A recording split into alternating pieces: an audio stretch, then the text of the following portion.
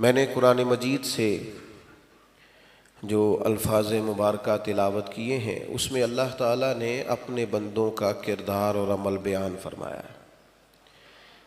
فرمایا وَعِبَادُ الرَّحْمَٰنِ الَّذِينَ يَمْشُونَ عَلَى الْأَرْضِ هَوْنًا، رحمان کے بندے زمین پر وقار کے ساتھ چلتے ہیں، عاجزی کے ساتھ چلتے ہیں، یہ ان کی پہلی صفت ہے۔ ان کا دن اس طرح گزرتا ہے کہ وہ زمین پر بڑی وزاداری کے ساتھ، بڑی عاجزی کے ساتھ چلتے ہیں، اور اگر کوئی بندہ ان سے الجھنا چاہتا ہے، کوئی بے معنی بے مقصد لغو گفتگو کرنا چاہتا ہے، انہیں کسی لایعنی کام میں الجھانا چاہتا ہے، تو اللہ کا قرآن کہتا ہے وَإِذَا خَاطَبَهُمُ الْجَاهِلُونَ قَالُوا سَلَامًا، جب جاہل ان سے مخاطب ہوتے ہیں تو وہ سلام کر کے گزر جاتے ہیں، وہ جاہلوں سے بحث نہیں کرتے، لا یعنی بے مقصد اور لغویات میں اپنے وقت کو ضائع۔ ایک تو وہ زمین پر عاجزی سے چلتے ہیں، اللہ کے ان پر بے شمار انعامات ہوتے ہیں، لیکن کوئی چیز بھی انہیں عجب میں، خود پسندی میں، تکبر میں، بڑائی میں مبتلا نہیں کرتی، عاجزی ان کا وتیرہ رہتی ہے۔ اور دوسری بات یہ کہ وہ اپنی زندگیاں بلا وجہ بحث و مباحثہ میں نہیں گزار دیتے، لا یعنی ابحاث کے اندر چیزوں کو ضائع نہیں کرتے، یہ ان کا دن ہے، یہ ان کے دن کی روٹین ہے۔ اور ان کی رات کیسی ہے؟ والذین یبیتون لربہم سجدا وقیاما، وہ رات گزار دیتے ہیں اپنے رب کے لیے سجدہ کرتے ہوئے اور قیام کرتے ہوئے۔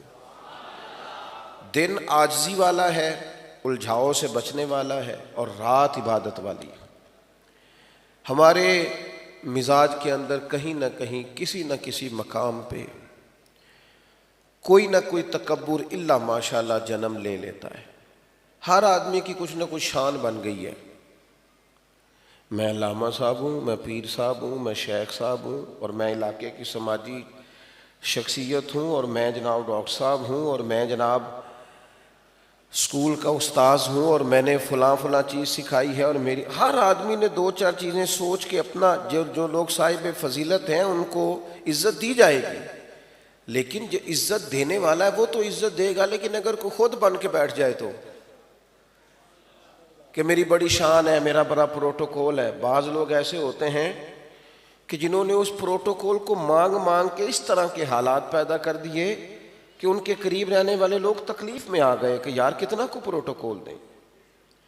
آپ یقین کریں ڈھیر سارے لوگوں کے لوازمات اتنے زیادہ ہیں کہ وہ گھر میں آنے کا کبھی کہہ دیں تو انسان پریشان ہو جاتا ہے۔ اور وہ جگہیں جہاں عاجزی کا درس دیا جانا چاہیے تھا، سادگی کا درس دیا جانا چاہیے تھا، جو پیر طریقت کہلا رہے تھے، ان کے پروٹوکول دیکھنے کے قابل ہیں، ان کی گاڑیوں کے قافلے، ان کے لاؤ لشکر، ان کا آنا جانا، ان کا اٹھنا بیٹھنا۔ خدا بندہ یہ تیرے سادہ دل بندے کدھر جائے کہ درویشی بھی عیاری ہے اور شہنشاہی بھی عیاری۔ مزاج کی عاجزی، کیا خوبصورت لفظ بیان کیے کریم محبوب نے۔ حضور فرمانے لگے تو اللہ کی رضا کے لیے عاجزی اختیار کر، عرش کا مالک تجھے عزت عطا فرما دے گا۔ اور عاجزی ہاتھ چومنے کا نام بھی نہیں، جھوک کے ملنے کا نام بھی نہیں، انکساری کی صورت نہیں ہوتی کہ آپ بڑا کسی کو سلوٹ کر رہے ہیں۔ بعض لوگ تو بڑے جھک رہے ہوتے ہیں، بڑا پیار کر رہے ہوتے ہیں، اور بعض لوگ بڑے میٹھے بول رہے ہوتے ہیں، لیکن وہ بعض اوقات اپنا کام نکلوانے کے لیے بھی ہو رہا ہوتا ہے سارا کچھ میٹھا، بعض اوقات کسی کو اپنے حق میں۔ عاجزی کا معنی یہ ہے کہ تیرے دل کے اندر عاجزی ہو، تیرا اندر عجب سے خالی ہو۔ آپ یقین کریں اگر یہ مزاج بن جائے نا ہماری طبیعتوں میں، یہ آ جائے تو لوگ بہت ساری تکلیف سے بچ جائیں۔ رب کے بندوں میں عاجزی ہوتی ہے، اللہ کے بندوں میں انکساری۔ ابھی یکم محرم گزرا ہے، جناب فاروق اعظم کا یوم شہادت۔ 24 لاکھ مربع میل پہ جس آدمی کی حکومت ہو، اور بندہ اتنا زیرک ہو، اتنا سمجھدار ہو، اتنا معاملہ فہم ہو کہ پوری مملکت میں کسی شخص کو کوئی شکایت ہی نہ ہو، عدل، انصاف، روزگار، معیشت، ہر چیز پر پوری نظر ہو، لیکن مزاج کے عجز کا یہ حال ہے، دنیا سے بے نیازی کا یہ حال ہے کہ ملک شام کا ایک شخص ملنے آ گیا. اس نے آ کے پوچھا کہ تمہارے بادشاہ کا محل کہاں؟ کہا ہمارے بادشاہ کا محل نہیں ہوتا. تو کہا عمر کہاں ملیں گے؟ او دوستو، یہ باتیں خوابوں کی نہیں. بادشاہوں کو ٹھیک کرنے سے پہلے میں اور آپ ٹھیک نہ ہو جائیں؟ بڑے لوگوں کی اصلاح سے پہلے ہم اپنے اندر سے تکلفات دور نہ کر لیں؟ پہلے تھوڑی اپنے اندر تبدیلی نہ لے آئیں؟ روح کا، مزاج کا، طبیعت کا انقلاب برپا نہ کریں؟ بندہ دیکھ کے سلام لینا اور بندہ دیکھ کر اعراض کرنا، اس سے نکلنا ہے. تھوڑا سا بحیثیت مسلمان سب کو ایک نظر سے دیکھنا شروع نہ کریں. لوگوں کی عزت کریں، جیبوں کی عزت نہ کریں. لوگوں کی عزت کریں، ان کے عہدوں کی عزت نہ کریں. بندہ مومن کی عزت کریں، اس کے تعلقات کی عزت نہ کریں. اگرچہ صاحب فضیلت کوئی ہے تو اسے عزت دی جائے گی، میں پہلے کہہ چکا ہوں، لیکن عام آدمی کو رسوا کر دینا، پریشان کر دینا. حضرت فاروق اعظم رضی اللہ تعالیٰ عنہ، اس شخص نے آ کے پوچھا بادشاہ کا محل؟ تو انہوں نے کہا محل محل کوئی نہیں، مسجد میں چلے جاؤ، عمر سے ملاقات ہو جائے گی. یعنی وقت کے حکمران کہاں رہتے ہیں؟ تھوڑا سا بس بول دے. کہاں رہتے ہیں جی؟ انہوں نے ایسے ایسے کیا، بول دے تو زیادہ اچھا ہوتا. کہاں رہتے ہیں؟ اب تو لوگ کہتے ہیں مسجد میں سیاست کی بات ہی نہیں ہونی چاہیے. ایک صاحب نے مجھے کہا، میں کہیں گیا ہوا تھا، کہنے لگے ہمارے مولانا اکثر سیاست پہ تقریر کرتے ہیں، ان کو منع کریں سیاست پہ تقریر نہ کریں. میں نے کہا ٹھیک ہے، آپ بھی سارے سیاستدانوں کو منع کر دیں، آج کے بعد دین کی کوئی بات نہ کریں. ان پر پابندی لگا دو کہ تم نے دین کا کوئی لفظ زبان سے ادا. کہنے لگے دین تو سب کا سانجھا ہے. میں نے کہا ملک بھی سب کا سانجھا ہے، یہ کسی کی اجارہ داری بالکل نہیں ہے. تو بہرحال مسجد میں امیر المومنین ملیں گے. وہ شخص کہتا میں مسجد میں حاضر ہوا تو میں نے کہا جناب عمر. تو کہنے لگے ادھر ہی تھے، یہیں بیٹھے تھے. کہاں گئے؟ کہ اسی دروازے سے نکلے تھے. کہنے لگا عجیب بات ہے، ہمارا تو بادشاہ روڈ پہ چڑھ جائے جگہ ہی نہیں ملتی، اور یہ عجیب منظر ہے، یہاں چلے گئے. اور نام اتنا سنا ہے کہ ہمارے حکمران گھروں میں کانپتے ہیں. یہ اپنے اوپر اپنانے کی چیز ہے، تکلف سے. آپ نے ناراض نہیں ہونا. یہاں تو داماد گھر آ جائے تو سسر بیچارہ ساری دکانوں سے ادھار لیتا پھرتا ہے. ہاں اس کا پروٹوکول ہے کہ وہ سہا نہیں جا رہا. یہاں تو جناب لنگر شریف پکایا گیا ہے، لنگر شریف، اور عام لوگوں کا اور ہے، اور قبلہ کا لنگر اور ہے. وہ لوگوں کو کہہ رہے اس میں شفا ہوتی ہے تو بھی تو کھانا، تیرے لیے شفا نہیں اس میں. یہ کھانا تو بھی لنگر کی دال، اس میں تیرے لیے شفا نہیں ہے. حضرت عمر کہاں؟ ادھر ہی تھے. لوگ ڈھونڈتے رہے. بالآخر وہ ایک صاحب کہنے لگے وہ میں نے ابھی فلاں باغ میں جاتے دیکھا ہے. وہ شخص کہتا ہے میں باغ میں گیا، مٹی کے ڈھیلے کا سرانہ بنا کے حضرت فاروق اعظم کھجور کے درخت کے نیچے آرام فرما تھے. ان کا مقدس پسینہ ان کی پیشانی پہ چمک رہا تھا. فرماتے ہیں اس سوئے ہوئے شیر کو دیکھ کر بھی میری ٹانگیں کانپنے لگ گئی. اور جناب عمر کی وہ کیفیت دیکھ کر، تقریر سن کر نہیں، ان کا کلام سن کر نہیں، ابھی گفتگو کی باری تو بعد میں آئے گی. عمر سوئے ہوئے تھے، میں انہیں سوئے ہوئے دیکھ کر ہی رو پڑا. میں نے کہا تیرے ڈنکوں کی بھی کیا بات ہے اور تیری عاجزی کی بھی کیا بات ہے. روب اور دبدبا کہاں تک ہے، تنتنا کہاں تک ہے، اور یہ مزاج، یہ انداز. کہتے ہیں جناب فاروق اعظم کے پاس میں کھڑا ہوا، انہوں نے آنکھ کھولی. کس کام سے آئے ہو؟ فلاں کام تھا. وہیں وہ اٹھے، ایک کنویں سے وضو کیا، وہیں زمین پر میرے ساتھ بیٹھ گئے. کہتے ہیں مجھے تو باتیں بھی نہیں یاد آ رہی تھی کرنی کیا ہے، مجھے تو سمجھ ہی نہیں آ رہی تھی بات کیا کرنی ہے. بالآخر میں ایسے نتیجے پہ پہنچا کہ میرا حکمران ناانصافی کر کے سوتا ہے، غیر ذمہ دار ہو کے سوتا ہے، تو بیڈ پہ بھی نیند نہیں آتی تو انصاف کر کے سوتا ہے، ذمہ داریوں کا احساس کر کے سوتا ہے، تو اللہ پتھروں پر بھی سکون کی نیند عطا فرماتا ہے۔ جج جو ہے نا، اس کی مہربانی ہے وہ باہر جج رہے، گھر آ کے جج نہ بنے۔ اسکول ٹیچر صاحب سے گزارش ہے کہ وہ اسکول میں پڑھایا کریں، گھر آ کے کتابیں کھلوانے کا حکم نہ دیں۔ علامہ صاحب سے، پیر صاحب سے گزارش ہے کہ پیر صاحب اور علامہ صاحب گھر سے باہر رہیں، گھر کے اندر آ کے پیر صاحب بننے کی ضرورت۔ آپ کا مزاج، آپ کی طبیعت، آپ کی ایک جہت نہیں ہے، آپ کی کئی جہتیں۔ گھر آ کے بچوں کو کہہ دیتا ہے او بس میرے قریب نہ آنا، میں بڑی ٹینشن میں ہوں، تو ہوگا ٹینشن میں، پر وہ ٹینشن گھر سے باہر چھوڑ کے آ، تیرے بچوں کو تیری ضرورت ہے، وہ صبح سے منتظر ہیں، انہوں نے تیرے ساتھ بات کرنی ہے۔ تیری بیوی ہے، اسے اللہ نے تیرا لباس بنایا ہے، وہ باتیں جو تجھ سے کر سکتی ہے کسی سے کر ہی نہیں سکتی، تو اس کا لباس ہے، وہ تیرا لباس ہے، یہ قانون خدا بندی ہے۔ اور تو کہتا ہے میرا پروٹوکول ہے، پیچھے ہٹ جاؤ، بات ہی نہ کرو۔ تو اور میں زیادہ مصروف ہیں، یہ کائنات میں سب سے مصروف زندگی مدینے والے محبوب کی ہے، لیکن حضور تو نواسوں کے ساتھ کھیلتے ہیں، سرکار تو پیار کرتے ہیں، وقت دیتے ہیں اپنے گھر والوں۔ ایک روایت عرض کرتا ہوں، آپ کا دل باغ باغ ہوگا۔ سیدہ طیبہ طاہرہ حضرت عائشہ صدیقہ ام المومنین رضی اللہ تعالیٰ عنہا فرماتی ہیں، ایک دن حضور مجھ سے فرمانے لگے، کریم فرمانے لگے، عائشہ جب تم مجھ سے راضی ہوتی ہو پھر بھی مجھے پتہ چل جاتا ہے، اور جب تمہارے دل میں کوئی بات ہوتی ہے پتہ مجھے پھر بھی چل جاتا ہے۔ تو عرض کرنے لگی یا رسول اللہ میں قربان جاؤں، میں اور آپ سے ناراض؟ فرمایا بتاؤں پھر؟ تو حضور بتائیے۔ فرمایا عائشہ کبھی کبھی قسم اٹھاتی ہو؟ میں نے کہا حضور اٹھاتی ہوں۔ فرمایا جب خوش ہوتی ہو تو کہتی ہو مجھے محمد عربی کے رب کی قسم صلی اللہ تعالی علیہ وسلم، اور جب تمہارے دل میں کوئی بات ہوتی ہے پھر کہتی ہو حضرت ابراہیم خلیل کے رب کی قسم، پھر ان کا نام لے کے قسم اٹھاتی ہو۔ حضرت عائشہ صدیقہ فرماتی ہیں لوگوں میں بتا نہیں سکتی میرے دل کا حال کیا تھا۔ حضور بتانا بھی نہیں پڑتا، کہنا بھی نہیں پڑتا، آپ لفظوں سے سمجھ جاتے ہیں آج کل کوئی کیا سوچ رہا ہے۔ آپ جملوں سے، یہاں تو لوگ پورا احتجاج کریں، رو کے دکھائیں تو پھر بھی کہتے ہیں کیا ہوا۔ لفظوں سے، گفتگو سے، احساسات سے پتہ کر لینا کہ سامنے والا کس دکھ کا شکار ہے۔ کہا عائشہ مجھے پتہ چل جاتا ہے تمہارے دل میں کوئی بات ہے۔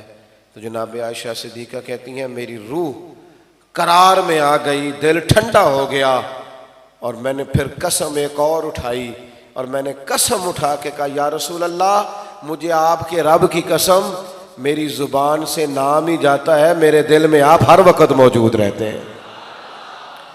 اپنے مزاجوں میں عجز پیدا کریں۔ ہمارے جو ماں باپ ہیں نا انہیں ہمارے خرچوں کی ضرورت نہیں، انہیں ہمارے ٹائم کی ضرورت ہے۔ وہ بعض بچے بڑی نیکی کرتے ہیں، کہتے ہیں میں ابا جی کو خرچہ دیتا ہوں، تو جب تو پیدا نہیں ہوا تھا تب خرچہ کون دیتا تھا ابا جی کو؟ تو دیتا رہا شروع سے خرچہ۔ میں رات کو روز طبیعت پوچھتا ہوں ابا جی کی جا کے، تو ڈاکٹر ہے؟ وہ تو ڈاکٹر آتے ہیں رات کو 10 منٹ کے لیے وارڈ میں آ کے پوچھتے ہیں طبیعت کیسی ہے، دوائی تو نہیں چاہیے، کچھ ہے تو نہیں کہانی؟ تو ڈاکٹر ہے؟ تو بیٹا ہے، تو ان کی کل کمائی ہے، تیرے اوپر عمر لگائی، سب سے زیادہ انویسٹمنٹ تیرے اوپر کی، تو ان کے قدموں میں بیٹھ، تو انہیں ٹائم دے، تو ان کے ساتھ وقت گزار۔ ہفتے میں ایک دفعہ اپنے ماں باپ کو لے کر باہر نکل، ان کے ساتھ مل کے خریداری کر، ان کے ساتھ مشورے کر، چھوٹی چھوٹی باتیں کر۔ نہ سمجھ آئے تو میرے نبی پاک علیہ السلام نے فرمایا جس کا والد راضی ہو گیا اس کا اللہ راضی ہو گیا، جس کا باپ ناراض اس کا رب بھی بلے شاہ۔ تو آسمانی اڈدیاں پھڑنا ہے، جیڑا گھر بیٹھا تو اینو پھڑیا ہی نہیں۔ او بھئی تیرا باپ اگر راضی ہے، معنی کیا ہے کہ ذرا سمجھ لے کہ تیرے ماں باپ کس چیز میں راضی ہوتے ہیں، اس رضا کو پا۔ اپنے مزاجوں، ذرا زمین پہ رہنا شروع کریں۔ یہ نکل آئے موبائلوں سے، تصویروں سے، بڑی بات ہے، میرے اتنے کمنٹس ہو گئے، اتنے، یہ تو خوابوں کی دنیا ہے۔ ایسا نہ ہو آنکھ کھلے تو خسارہ ہی خسارہ ہو، ایسا نہ ہو کہ آنکھ کھلے تو پھر پتہ ہی نہ چلے زمین پہ ہوں کہ آسمان پہ ہوں. باہر نکلیں، حقیقت کی دنیا میں آئیں، اور عجز، انکساری اور سادہ طرز زندگی. اور دوسرا پیغام وَإِذَا خَاطَبَهُمُ الْجَاهِلُونَ قَالُوا سَلَامًا. ہمارے معاشرے میں جو کام سب سے زیادہ ہوتا ہے وہ بحث کا ہے. کریں گے علماء، کبھی ضرورت پڑی تو احقاق حق کے لیے، پر عوام کا کیا کام ہے بحثیں کرنا؟ سارا دن بحث کرتے ہو. آپ یقین کریں وہ لوگ بھی بحث کرتے ہیں جنہیں بالکل اس موضوع پر الف با کا بھی نہیں پتا ہوتا. نکل آئیں آپ ان چیزوں سے. اور پھر لوگ آ جاتے ہیں کہتے ہیں جی یہ بندہ ہے اس نے فلاں بات کی ہے تو آپ ذرا مہربانی کریں. او خدا کے بندے، ہر بندے کو منہ تھوڑی لگا ہے، اس کا سٹیٹس ہی نہیں ہے ہم اس سے بات کر سکیں، اس کا سٹیٹس ہی نہیں ہے. آپ ہر آدمی سے بحث کریں گے، ہر ایک کو منہ لگائیں گے آپ. کچھ لوگ ایسے ہوتے ہیں جو منہ لگانے کے قابل نہیں ہوتے، قالو سلامہ کے قابل. وہ لکھا نا بزرگوں نے، گدھے اور گھوڑے کی بحث ہو گئی تھی. گھوڑا کہتا تھا آسمان کا رنگ نیلا ہے تو گدھا کہتا تھا کالا ہے. 2 گھنٹے بحث ہوتی رہی، فیصلہ شیر کے پاس چلا گیا. گھوڑا جاتے کہنے لگا بادشاہ آسمان کا رنگ کیا ہے؟ کہا نیلا. کہنے لگا میں بھی یہی کہتا ہوں. گدھا مانتا ہی نہیں، 2 گھنٹے سے بحث کر رہا ہے. تو بادشاہ نے بھی دونوں کی بات سنی اور کہا بات بھی گھوڑے کی ٹھیک ہے اور گھوڑے کو عمر قید کی سزا بھی ہے. تو وہ گھوڑا کہنے لگا بات بھی میری ٹھیک ہے اور سزا مجھے مطلب کیا؟ کہنے لگا مطلب یہ ہے کہ سزا اس لیے نہیں دی کہ تیری بات غلط ہے یا ٹھیک ہے، سزا اس بات کی ہے کہ تو نے گدھے سے بحث شروع کر دی ہے. بڑا ہی بے وقوف آدمی ہے تم، ہر ایک سے بحث کرتے ہو، ہر ایک سے جا کر کلام شروع کرتے ہو. بھائی کچھ لوگ ایسے ہوتے ہیں جو بحث کے نہیں سلوٹ کے قابل. ایک میرا فتویٰ ہے، آپ نے اس سے اختلاف کر لینا ہے، آپ کو عام اجازت ہے، سب کر سکتے ہیں. میرا فتویٰ یہ ہے کہ میاں بیوی کے جھگڑے میں زیادہ غلطی میاں صاحب کی ہوتی ہے. نہ کرو تہاڈی مہربانی. اتنا سخت گھور رہے ہیں آپ، مجھے سخت گھور رہے ہیں. چلے میں نے کہا تھا اختلاف کر لیں، اختلاف کرو، لیکن آپ تو ناراض ہو گئے بالکل. اور بھائی میرا فتویٰ یہ ہے کہ میاں بیوی کے جھگڑے میں زیادہ غلطی کس کی ہوتی ہے؟ میاں صاحب کی. میں دلیل رکھتا ہوں نا اس پر دلیل رکھتا ہوں. دلیل یہ ہے کہ عورت کی عقل آدھی ہوتی ہے تو مرد کی تو پوری ہے نا. بحث کس نے ختم کرنی تھی؟ اونچا بولے. تو مرد تو کہتا ہے میں نے ٹھیک کر کے چھوڑنا ہے. یہ کیسے ہو سکتا ہے؟ آپ میری بات کو سمجھ رہے ہیں؟ لہٰذا یہ جھگڑا بڑھانے میں زیادہ کردار میاں صاحب کا ہوتا ہے. ان کو چاہیے تھا اسے ختم کرتے.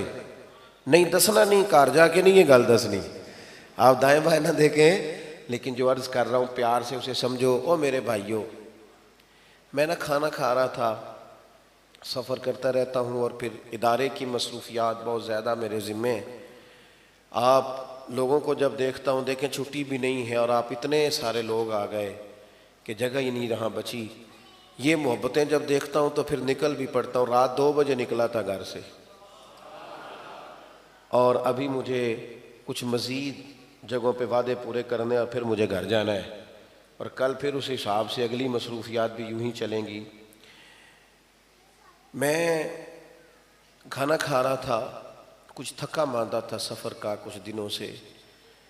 تو میں نے کہا بچوں سے کہ ذرا مجھے نا کھانے کے فوراً بعد تھوڑی دیر لیٹنا ہے تو کہ مجھے ڈسٹرب نہ کرے. تو میرے گھر والے کہنے لگے بچہ روتا روتا آیا مدرسے کا، بڑا شدید، آپ کو تنگ نہ کرتے لیکن زیادہ ہی رو رہا ہے. تو میں نے کہا چلو بلا لیں. میرا خیال یہ تھا شاید کسی استاد نے ڈانٹ دیا ہے تو اس لیے رو رہا ہے. بچہ اندر آیا تو کانپ رہا تھا بری طرح اور اس کو بات کرتا تھا تو اس سے بات نہیں ہو پاتی تھی. آنسو نکلتے، ناک سے رینٹھ نکلتی، بری حالت ہو گئی. میں نے پانی وانی پلایا اور تسلی دی. میں نے کہا پتر کیا ہو کیا گیا؟ کہنے لگا پیر صاحب میں گھر ٹیلی فون کیتا سی، میری امی تے ابو پھر پہ لڑتے نے. وہ جب دونوں آپس میں لڑائی کرتے ہیں تو ہم جتنے بچے ہم 4 پائیوں کے نیچے چھپتے ہیں. میری بہنیں روتی ہیں، گھر کے اندر قیامت سی برپا ہوتی ہے. میری بہن نے فون کیا تو میری بہن رو رہی ہے، آپ دعا کریں ہمارے گھر میں سکون ہو جائے. یہ کس نے اتنی زیادہ ذہنی اذیت کون دیتا ہے بچوں کو؟ ماں باپ جیتنا چاہتے ہو ایک دوسرے سے، اپنی اولاد کے سینوں میں زخم گھائل کر کے بچے بیچارے جج بنے ہوئے، ابا ٹھیک ہے کہ اماں ٹھیک ہے، اور پھر نتیجہ کیا نکلا؟ اگر دن میں 100 لوگ علماء سے مسئلہ پوچھتے ہیں تو 95 طلاق والا ہے۔ کیوں؟ اس لیے کہ میاں بیوی بحث نہیں چھوڑی، رشتہ چھوٹ گیا، ایک دوسرے کو جیتتے جیتتے رشتے ہار گئے۔ ماں باپ کے ہوتے ہوئے طلاق کے بعد بچے یتیموں جیسی زندگی گزارنے لگے۔ ہم نے بحث نہیں چھوڑی، ہم نے درگزر نہیں کیا، معافی نہیں دی، گھر اجڑ گئے، تباہیاں ہو گئیں، بچے رل گئے۔ او خدا کے بندو، بحث چھوڑ دو۔ لو سنو یہ حدیث یاد رکھنا، نبی پاک علیہ الصلوۃ والسلام نے فرمایا جو حق پر ہوتے ہوئے رب کی رضا کے لیے جھگڑا چھوڑ دے گا، اللہ کے رسول کا وعدہ ہے رب اسے جنت عطا فرمائے گا۔ تھوڑی دیر کے لیے 2 قدم پیچھے ہٹو، کچھ بھی نہیں ہوگا، آپ کی شان میں کوئی کمی کچھ نہیں ہونے لگا۔ یہ بحث، یہ بلا وجہ کی، اور یہ امام علی مقام کی نیاز پکانی ہے کہ نہیں، میلاد شریف کا لنگر پکانا ہے، جو لطف لینے والے ہیں وہ لے بھی گئے، انہوں نے محنت کرنی ہے انہوں نے کر بھی لی، جائز کمائیوں میں سے، شوق سے، ذوق سے، درد سے، انہوں نے ان کے نام پر صدقات و خیرات کر بھی دیے، اور بحث کرنے والے ابھی بھی بحث کر رہے ہیں۔ یہ بحث چھوڑ دیں اور محبت کا سلسلہ شروع کریں اور پیار کا انداز شروع کریں۔ تیسری بات، والذین یبیتون لربہم سجدا وقیاما، اللہ کے بندوں کی شان یہ ہے کہ وہ رات سجدے میں گزارتے ہیں اپنے رب کے لیے اور قیام میں گزارتے ہیں۔ ہماری تو رات گزرتی ہے الا ماشاءاللہ موبائل پہ، جو ٹائم ہوتا ہے جاگنے کا اس ٹائم ہم سوتے ہیں آدھی رات تک۔ میں نے تو 1-2 بچے سے پوچھا ہے کہ یار تو نے اتنا موبائل دیکھا ہے، اس کے اندر سے کوئی چیز نکلی بھی ہے کہ نہیں؟ خدا کے بندو ضرور استعمال کرو لیکن بمطابق ضرورت، نفسیاتی مسئلہ نہ بناؤ۔ اب تو ڈاکٹر کہنے لگ گئے ہیں کہ بچوں کی نیند نہیں پوری ہوتی، صحت ٹھیک نہیں رہتی، کیوں؟ کہ موبائل تکیے کے نیچے ہوتا ہے، وہ سونے نہیں دیتا، ہر وقت توجہ اسی کی جانب لگی رہتی۔ تو جب بندہ نیند پوری نہیں لیتا تو پھر وہ جسمانی طور پر بھی کمزور ہونے لگ جاتا ہے، اعصابی کمزوری ہوتی۔ رات اللہ کی عبادت کے لیے، جس طرح آپ کا جسم خوراک مانگتا ہے، نیند مانگتا ہے، اسی طرح روح عبادت مانگتی ہے۔ اللہ کی عبادت، عبادت کا مزاج پیدا کریں، عبادت کی طبیعت پیدا کریں، اپنے ماحول میں عبادت لائیں۔ آپ یقین کریں کچھ دکھ بندے کے بڑے ذاتی ہوتے ہیں، بندہ کسی سے کہہ نہیں سکتا، نجی ہوتے ہیں۔ وہ ایسے دکھ ہوتے ہیں کہ اپنی زبان سے بھی بندہ ادا نہیں کر سکتا۔ تو ہمارے دین نے ہمیں عبادت بتائی ہے، دعا بتائی ہے۔ کیا مطلب؟ جو کسی سے نہیں کہہ سکتے وہ اپنے رب کی بارگاہ میں کہہ دو، اللہ کے حضور عرض کر دو، کہہ دو ساری باتیں۔ دوستو عبادت بندے کو مضبوط کرتی ہے۔ آپ کبھی نبی پاک علیہ السلام کی مقدس سیرت مبارکہ کو بغور پڑھیں، ہر مقام پر نماز حضور نے ادا کی، ہر مقام پر۔ سورج گرہن ہو گیا تو نماز شروع کر دی، چاند گرہن ہو گیا تو نماز شروع کر دی، بارشیں نہیں ہو رہی تو نماز ہے، زیادہ ہو رہی ہیں تو نماز ہے۔